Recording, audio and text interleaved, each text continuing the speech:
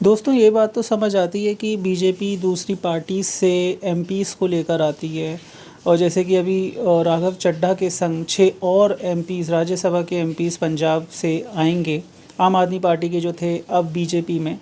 तो ये समझ आता है कि आप एमपीज़ को अपनी पार्टी में लेकर आ रहे हो, क्योंकि उससे आपको फ़ायदा होता है। एमएलएज़ को आप दूसरी पार्टियों से लेके आते हो क्योंकि आप बिल पास करवा सकते हो।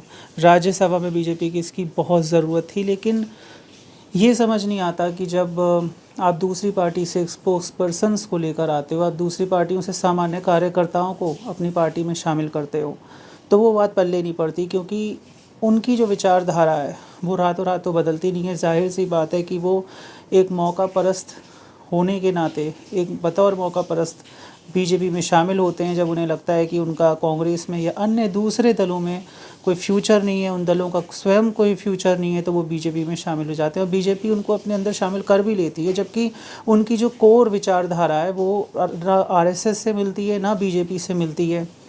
तो क्या रातों रात उनकी विचारधारा बदल जाती है? बिल्कुल भी नहीं बदल जाती है। वो बस एक समझौता करते हैं कि जिन मुद्दों पर वो बोलते थे, जिन बातों पे वो बीजेपी का विरोध करते थे, उन पे अब वो उसका विरोध नहीं करेंगे। जैसे राघव चड्ढा ने बोला कि बीजेपी का ड्रामा है लव जिहाद।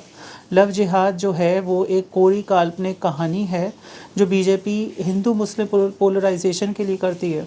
और अब वो कह रहे हैं कि मैं मोदी जी की लीडरशिप से बहुत खुश हूँ, मैं उनकी लीडरशिप में काम करूँगा वगैरह वगैरह, और वो बीजेपी में शामिल हो गए हैं। तो आप सोचिए कि जब ऐसे नेता, जिनके आने से आपको ज़रूर फ़ायदा होगा, नो डाउट, लेकिन क्या आप आरएसएस और बीजेपी की विचारधारा को कॉम्प्रोमाइज़ नहीं कर रहे हैं?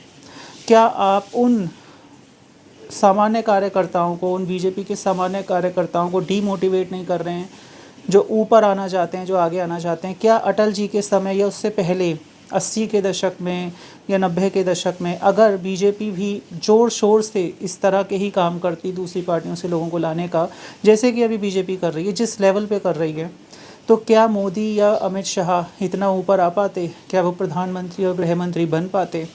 ये बहुत सोचने वाली बात है, क्योंकि ऐसा ना हो कि इन लोगों को अंदर लेते लेते आपका ही चाल चरित्र और चेहरा बदल जाए, जो कभी कभी लगता भी है कि बदल सा गया है। कभी कभी लगता है कि जिन विचारों को, जिन जिन मुद्दों को लेके बीजेपी को आगे रहना था, उनमें वो कई बार ढीली नज़र आती है। तो ये मेरे विचार थे इस पे। आपको क्या लगता है ज़रूर कमेंट में बताएं और चैनल को ज़रूर सब्सक्राइब करें।